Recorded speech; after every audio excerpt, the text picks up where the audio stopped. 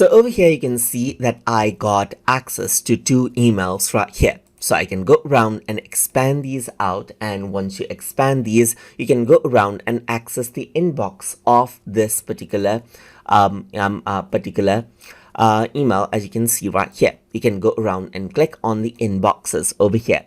In order to access out any email, all you need to do is you need to go around and click on it, and you get access to the email over here, just like this. As you can see, you can go around over here as well, and then you can go around onto, let's say for example, this particular email, and what happens is that you get access to this particular email right here, just like this. So if I were to go around over here, then this is what you have. That is simply how you access out the inbox. If I were to go around onto inbox right here on the top, just like this, then it accesses out the default mail, the main mail that is.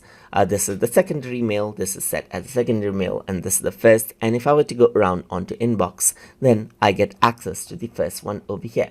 And that is how simply you can access out emails.